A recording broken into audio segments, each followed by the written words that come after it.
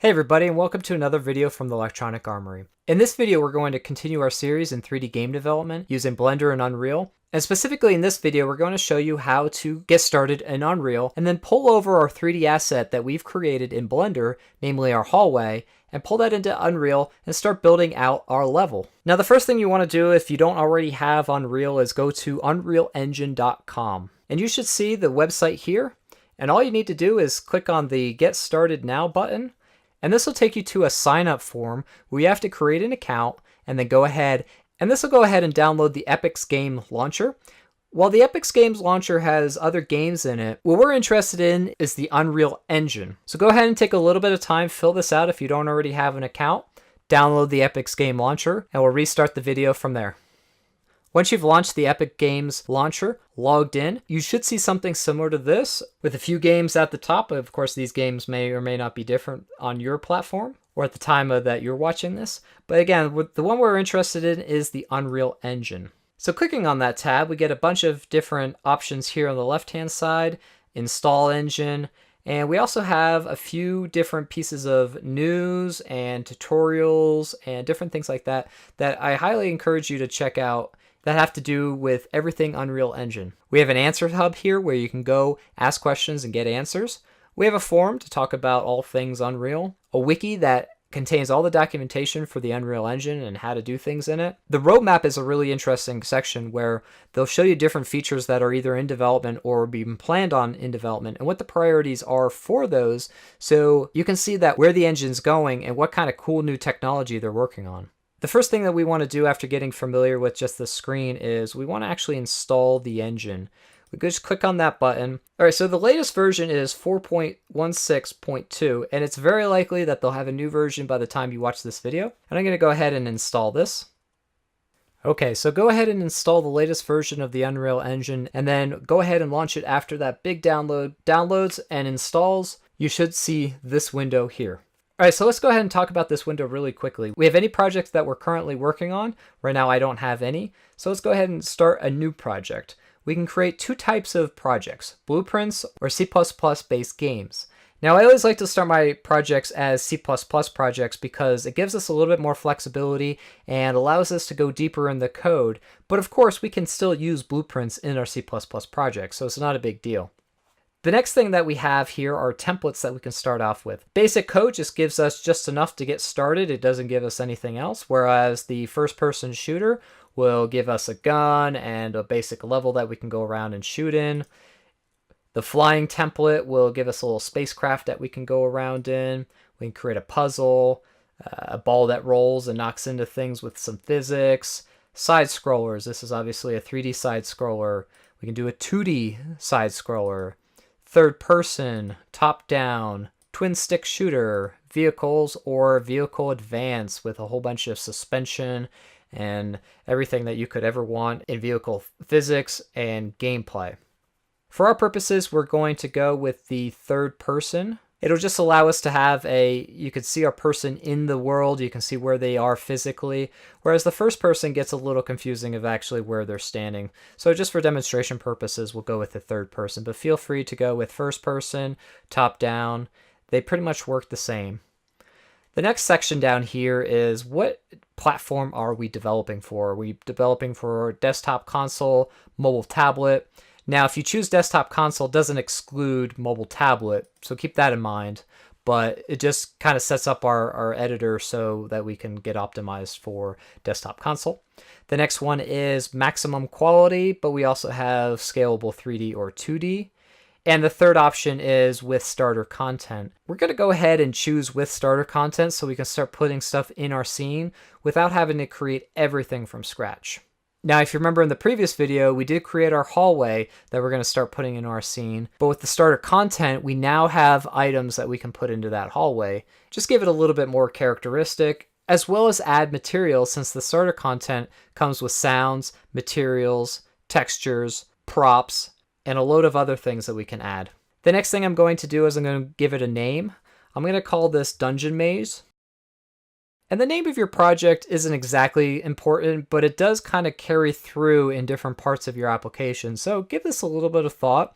And if you don't have a final name for your game yet, just give it a code name. Finally, create project to create the project. Great. So I started with a third-person template, and so this is the basic level that they set up for us. We can see here we have our guy in the lower right-hand corner, and then we also have Welcome to Unreal Engine 4. Click this little graduation hat or something like that to get a tour of the tools. So you can go ahead and click on this, and it'll walk you through the UI and different aspects of it, and have you click on things and show you some generally useful items. We're going to go ahead and ignore that. We'll click off there and actually go ahead and just exit that. And that will get that little thing to stop pulsating. Okay, so welcome to the Unreal Engine editor. It may look a little overwhelming at first if you're not familiar with this. If you're used to some other 3D editors, this may look a little familiar to you. But let's get started. The first thing we want to do is we just want to play our game. So let's go ahead and put the play button. And using the ASDW keys, we can walk up here using the W key, and we could look around with our mouse and just get a feel for how this works. We have animations for a fall. We can hit the space bar to jump. We can walk over this little question mark. It doesn't do anything, but we can walk over it. And we can just generally have some fun with it. Now to get out of this, we hit the escape key. And it puts us back to our editor where our camera was. Okay, so now if you wanted to select things, we use the left mouse button just like we do in Blender now with our new preference. And we can see that different objects, like this one is not one piece, it's multiple pieces put together. There's stairs, there's this piece, there's that piece, and there's this piece. If we hit delete on any one of these, we can see that it disappears on it. And we can do Command or Control Z to undo that. And you can see at the bottom right hand corner it said undo delete actors. Let me delete that again and hit delete or undo, and you can see delete actors. That's referring to these objects in our world being actors. Everything in our world that we can interact with, even this little floaty thing here or this platform or this box, is an actor. We'll talk about actors more in later lessons, but let's start becoming familiar and comfortable with the UI. First, what we want to do is we want to be able to navigate around. And so how do we do that? If we hold down the right mouse key and move our mouse around, we get a look. And we can look around our scene. But if we want to move through our scene, we use the ASDW keys, just like we did with our person or our first person shooter of that sort, and we can go around, and A pans to the left, D pans to the right, or strafes, W goes forward, S goes back. We can hit Q to go down, E to go up, and with this we can navigate around our scene, get really high holding the E key, look at it from the top, zoom in. If we're looking down, we can hit the W key to look down, or the Q key will actually do the same thing depending upon where we're pointed. And just get familiar with this. Move around your scene until you get the hang of it. We can see the camera there. We can see this little controller object, a random cube. Just kind of zoom in here and look around. So once you're familiar with that, you can release the right mouse key and we can start selecting things again in our scene. Now you can see that this is very similar to Blender, where we have our manipulator tool. Z is in the up direction. This is a yellow or green Y axis, and our red axis is kind of hidden over here. Let's switch over here, and in order to get from where I am to over there so I can get a better picture of it, I can hit the F key, and the F key will zoom in on it.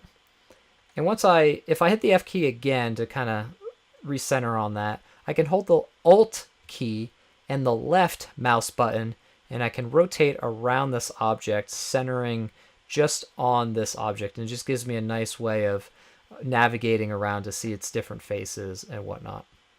Okay, so that's the Alt key and holding down the left mouse button. All right, so another way to move around our scene is mouse wheel up and mouse wheel down to zoom in and out. We can also hold down the left mouse button and get like I don't know what this view is called, but if we move our mouse forward and backwards or right and left, we get this kind of navigation. And middle mouse wheel kind of gives us a third option of of kind of staying where we are, but strafing left, right, and up and down. So choose which way you like by holding down each mouse button, and we can navigate with the ASDW keys. Okay, so what we want to do is start setting up our scene, and we have our Blender file in FBX format that we want to bring into our level here, and so we need to start cleaning this up a little bit. Let's go ahead and select these and hit delete. Don't worry, they're still around. Delete, delete, delete. That should give us enough room. And the next thing we're going to do is go down to our import. Down here is a content browser that we can that we have all of our content in, and we want to import additional content. So navigate to the folder that we put in that levelstraight.fbx file, or whatever you named it, and go ahead and click on Open. This FBX import option is going to show up. Under Mesh, which we're actually importing, is a skeletal mesh. No, this is not a skeletal mesh. We'll get to those in future videos. Auto-generate collision is checked. I'm going to leave that checked for right now, even though it's not going to be what we want. We can apply transforms to it if we want to, but for the most part, all these settings by the defaults are fine with me. And so I'm going to hit import all or import. Doesn't really matter. We can do it one at a time, but I only have one, so it doesn't matter. So just ignore that message, and in here we now have our level straight, and we can immediately click and drag this into our scene to get our level. Now it looks a little bit weird here, doesn't it, where it's showing our outline of our wall, kind of, but it's invisible. We can see right through it. This is what's called backface culling. The engine by default does not show the back face of our planes. And because this plane is just one-sided, it doesn't have any depth, it's going to hide that plane from us. However, if we go ahead and navigate to this side, we can see that this plane is indeed showing, as well as this one. The floor is not showing because it's actually in tangent with the ground plane, but if we move it up just one little, or 10 centimeters, noted by this snapping grid here that we can adjust, that it looks pretty good. You can see that the Y is pointing in the precise direction, but I actually want it to go this way. So if you hit the E key, we can have rotation, a little rotation manipulator here, which you can also get to up here with the scale tool. So we can scale this on. I'm gonna hit undo. We can move it using this key like we did before. So I'm gonna move it, and then I'm going to rotate this around, and it snaps to 10 degrees each. And you can change that here. And so actually I like to usually do about 15 so we don't have to rotate it or just move it as frequently there, just fewer steps. And all right, so that's beginning our hallway. Let's go ahead and play test this, because I always like to play test things to see how they go. And I cannot get into my level. So let's see what's going on. It looks like there's some kind of invisible barrier. There's that back face culling we can see through the one wall. We'll show you how to fix some of that. We got to go back into Blender and fix that, but I'm going to hit escape to get out of our game mode. And I'm going to double click on our level. When I double click on our level, it's going to bring up this mesh editor. And so what we can do is, let's double click to make this big, and we can use the same controls to navigate around this guy. We can see that we still indeed have that back face culling, and that's fine. The thing I want to draw to your attention is our collision on here. We can go up to collision, drop this down, and just check simple collision, and that'll show you that it actually has a huge box collider. I don't know if you can see this. Maybe that's a better view. This will prevent anything, or mostly anything, from going into this area. We just want to make sure that nothing falls through the floor or goes through our wall. And so we don't want this huge collider. So if you did accidentally have that generate colliders checked when you imported the mesh, you can uncheck that next time, or we can go up to collision menu in this editor and go down to remove collision, and that'll remove our green box. So let's go ahead and save that. I'm going to go back to the window, which is behind this. So I'm just going to hit Command tilde on my Mac and go back to this window here. And since now we have our hallway, I'm going to go ahead and delete the rest of this world. We can always bring it back later Those pieces are stored in these various folders down here. And I'm going to place our character, select our character here, and just drag that person right there and make sure that they're above the ground. And I'm going to hit play and see what happens. Well, I just fall right through the ground because, indeed, I don't have a collider on that floor plane.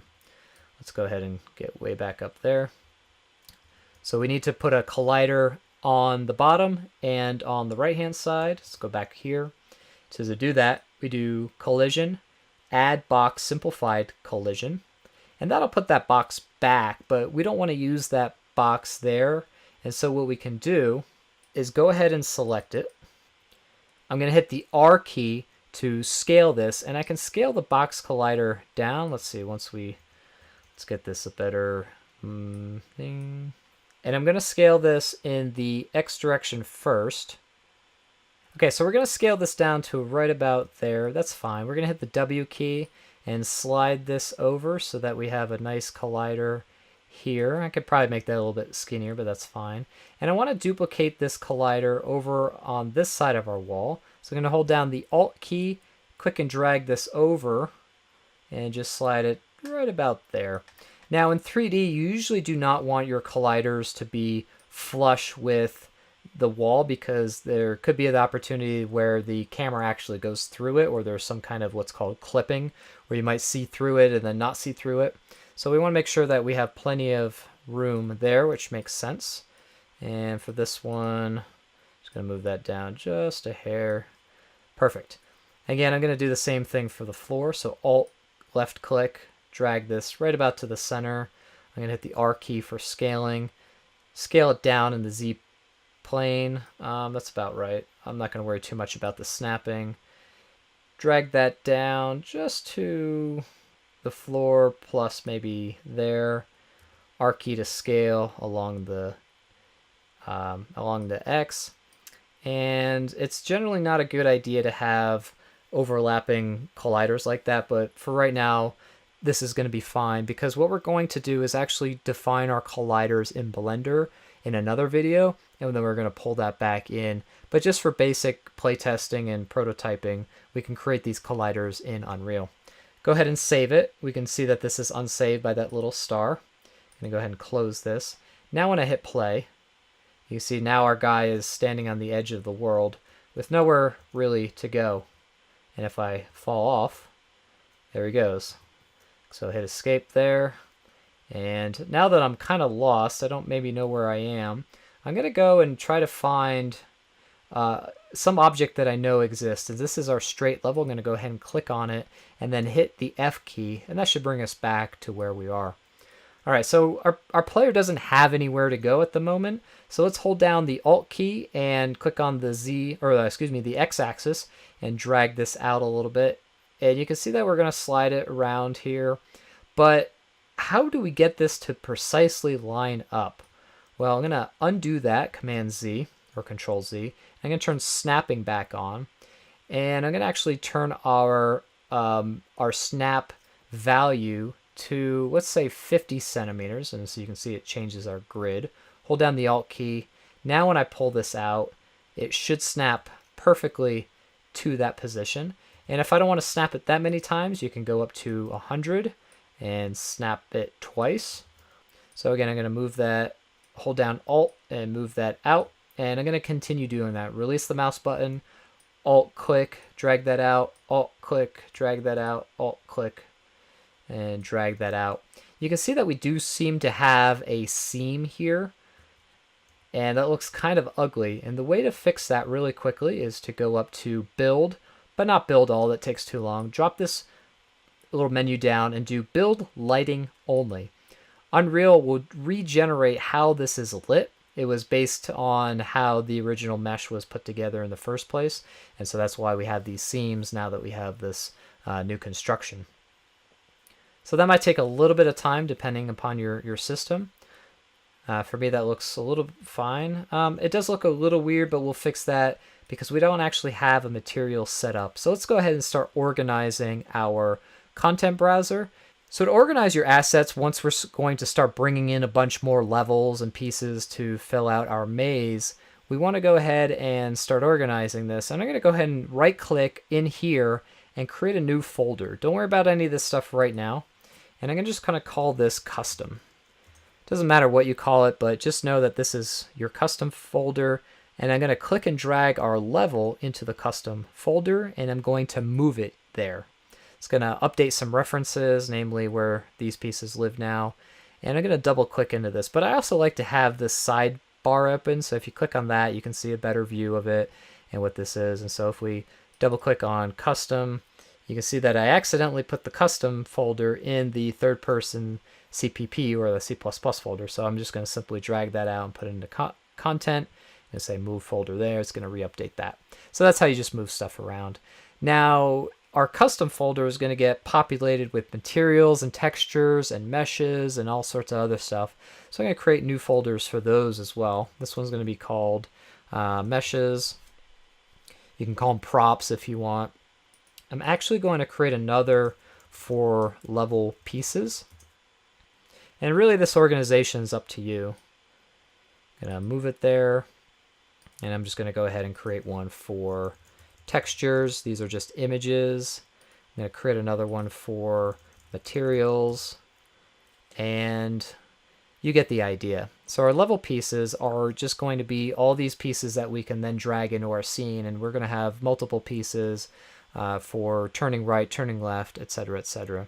Okay, and the final thing I want to show you really quickly, just to kind of spice up our level and get you playing something kind of fun and looking good, is if we go down to our starter content that hopefully you had imported from the beginning. And if you didn't, you can go to the Add New, up to Add Feature or Content Pack,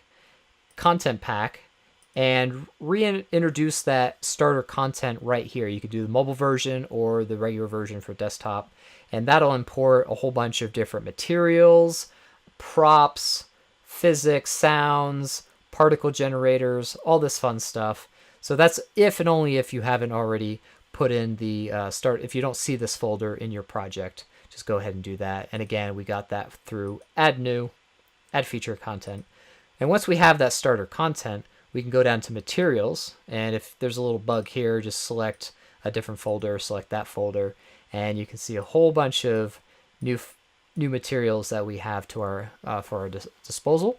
And you can drag these in. Now this might look a little weird because we actually haven't set up our meshes to accept any materials at all. All right, so in the next video, we'll show you how to properly set up your mesh in order to apply a material to it. And then we can come back here and these should look as gorgeous as these do down here. So I hope you found this video useful. We'll be continuing our 3D game development course with future videos, so make sure you like this video, subscribe, and we'll see you next time. Thanks.